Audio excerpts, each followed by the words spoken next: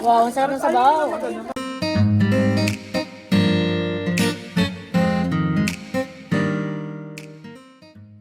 Hello guys! Bali, may pupuntahan po tayo.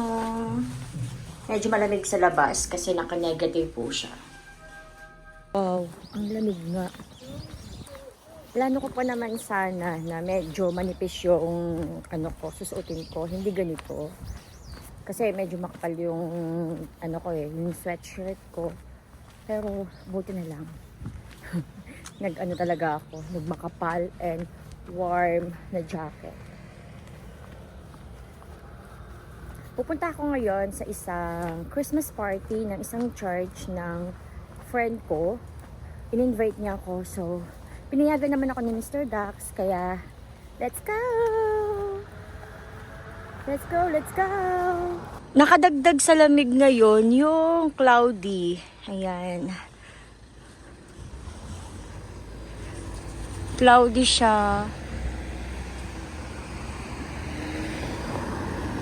Tawid na tayo guys.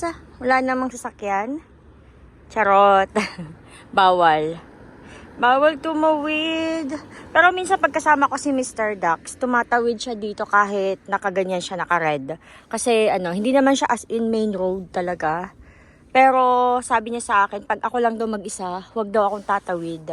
Kasi nga, delikado. Nagwo-worry siya sa akin pag ako lang mag-isa. Pagkasama siya, okay lang. Siya daw bahala. Aba talaga, humahangin pa talaga. Malamig na nga, humahangin pa. Nako, nako, nako. Oh, lamig. Tapos yung suot kong, pangbaba, ayan lang, yung Crocs. Favorite ko kasi yung Crocs. Talagang komportable ako dyan. Pero ang lamig ha. Kasi butas-butas yan eh. Ayan, butas-butas.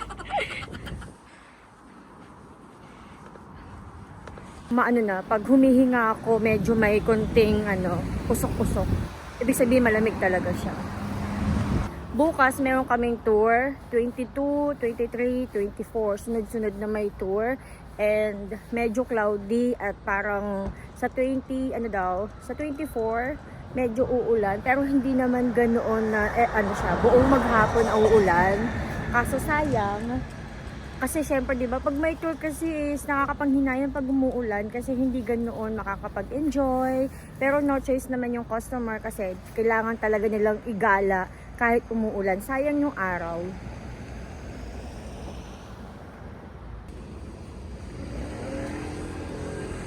Buti ngayon kahit papaano nasanay na ako sa ganitong paligid. Yung tahimik guys. Kasi dati talagang pag ganitong wala masyado ako nakikitang tao, tahimik ng paligid, ganyan, nalulungkot ako. Kasi nga 'di ba, sanay sa Pilipinas. Ayan, start na sila ng pagkuha ng mga pag-order. Kasi pag December dito, 'di ba? December 24, nagbibilihan din po sila ng mga cakes.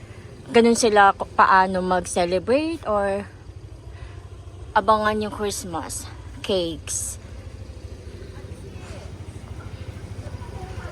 Dapat ang sasakyan ko ngayon ay 37, papunta sa Nopuyok. Wait lang, tatawid lang ako. Hinala ako sa pagtakbo ko. Dapat ang sasakyan ko is 37, kasi papunta siya ng Nopuyok and subway, diba? Mas okay sana. Pero, 15 minutes pa bago dumating yung sunod na 37. Kaya, mag 3008 ako. Yung bus 3008, dati po siyang 1008. Hingal. Tingin ko mas mabilis tong darating kaysa yung sa 37. So, tumawid ako. Nandun ako kanina. Ayan. Dun sa kabilang bus stop. Tapos ngayon, nandito na ako sa kabila ulit. 7 minutes lang yung pag-aantay ko. Dun sa kabila, di ba 15? Ngayon, 7 minutes lang. So, okay nga na dito ako pumunta. At dito yung pilahan. Dito nakapila. Tapos doon naman yung mga blue bus. Ito is orange. Orange bus. Dito na ako sa Busanyok. Nandito yung church kasi. Tapos exit 6. Kahit naman anong exit. Exit 2 or exit 6. Nakakabulol.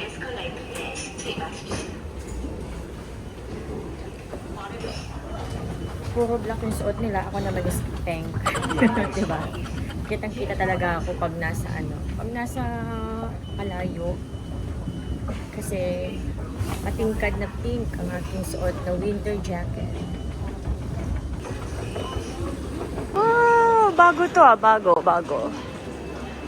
Oh, nice. Bago lang to, ngayon ko lang siya nakita. Madaming mga foreigners dito sa Busan Station kasi di ba nandito yung KTX. Ayan, may mga luggage sila. So sasakay sila ng KTX pag ganyan.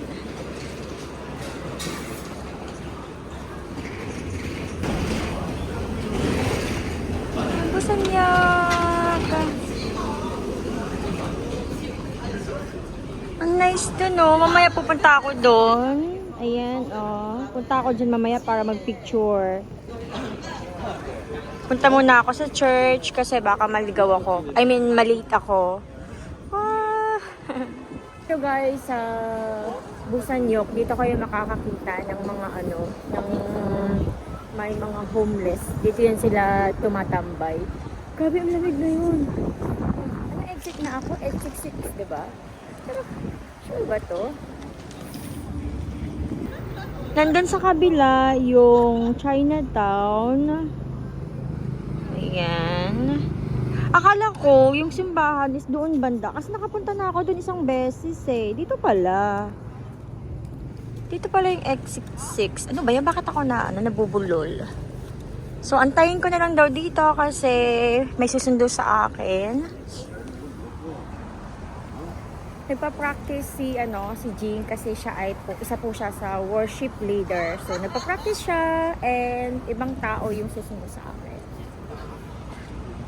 Hello guys, bali tapos na yung church, yung simba. Ano ba tawag dito pag Worship service. Ayun, tapos na yon. Tapos kakain na and medyo nagkakagulo po. Abang-abang muna tayo sa kung ano ibibigay sa atin. Pwede niya kumuha? Oh, hindi ah. So, paunahin natin yung mga senior. Charot.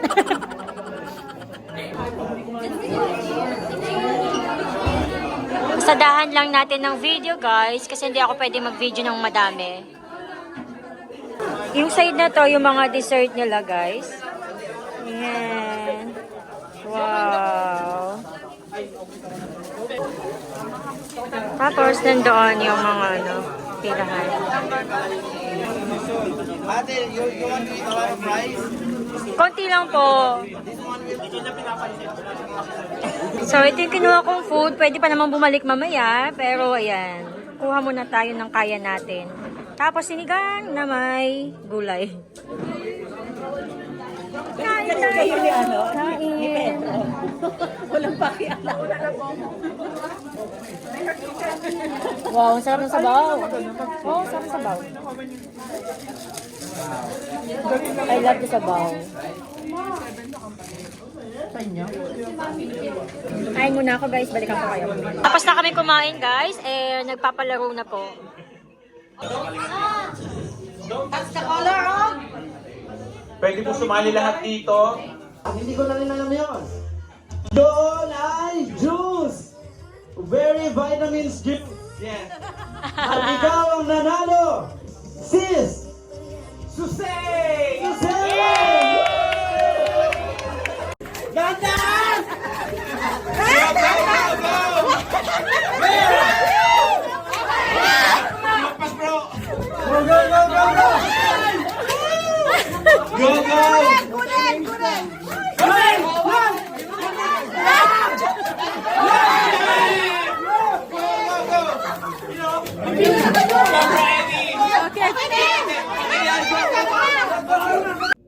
Hello guys, bali nakauwi na ako dito sa bahay. Hindi na din ako nakatapos doon sa party kasi mga 5:30 ako umalis doon. Hindi pa tapos yung pinaka-party. Bali may pa-games pa and may parapol pa. So sabi ko, mauuna na akong umuwi kasi nga 'di ba Jongguan pa ako. So nasa nasa 1 hour and 30 minutes yung biyahe ko.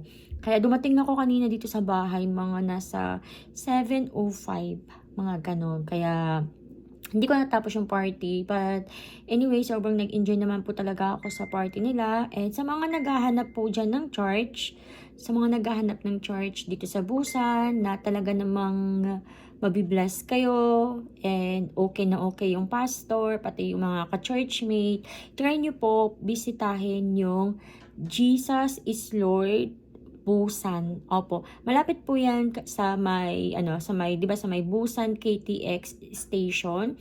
Nandoon lang po yan. Anyway, kung gusto niyo pong pumunta doon, wag po kayong mahihiyang mag-message po sa akin at ibibigay ko sa inyo yung information ng friend ko, si Jing Park. Kasi siya talaga yung, friend ko dito sa Busan. Siya yung pinakaunang friend ko dito sa Busan, and Christian po siya. So, ako naman is Catholic. But, sabi nga nila, hindi yan about sa religion.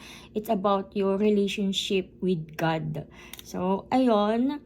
And kanina, sobrang na-bless naman kami. May, syempre, nag-worship service muna. Tapos, nagkainan. Tapos, diba, nagpa-games and parapol.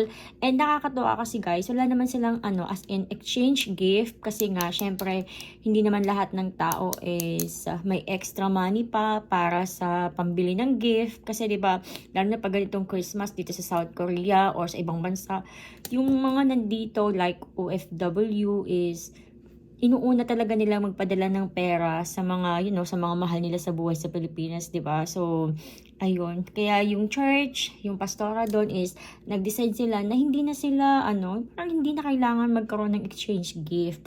Pero meron silang may prepare sila na gift para doon sa mga sa mga pumunta sa church, sa mga members nila. Sila mismo yung nag-prepare ng gift para sa raffle. So, sobrang nakakatuwa. Yung food, lahat yun is sagot ng church. Kaya thank you so much po sa pakain. Sobrang nag-enjoy po. Busog ang puso, busog din yung aming mga tiyan. Yes. So, ayun. Yung pastora pala dyan sa Jesus is Lord na church ay kakilala ko din po talaga siya. Si Pastora Kat Pascual. Dati ko pa po siyang ka-Bible study kami nila Sis Jing, kasi nga si Sis Jing yung una kong nakilala, tapos siya din nagsasali sa akin sa mga Bible study, and ka-Bible study po namin si Sis Kat. Sis Kat pa yung tawag ko sa kanya noon kasi hindi pa siya pastora noon. Tapos ngayon siya pastora na siya, so pastora na yung tawag ko. And sobrang mabibless po talaga kayo sa kanyang preaching, talaga namang alam niyo yun, yung madaling maintindihan, hindi malalim, talagang maabot yung kaibuturan, kasulok-sulukan ng inyong mga puso. Oo. So, sa mga naghahanap po ng church po, dito sa Busan, itry niyo po yung Jesus is Lord sa Busan. Yes, Busan Station. Mag-message lang po kayo dyan. So, ayun, maraming salamat po sa lahat ng mga sumama sa vlog ko na to. Thank you so much. At mag-iingat po kayong lahat. Happy holiday! Bye-bye! Thank you!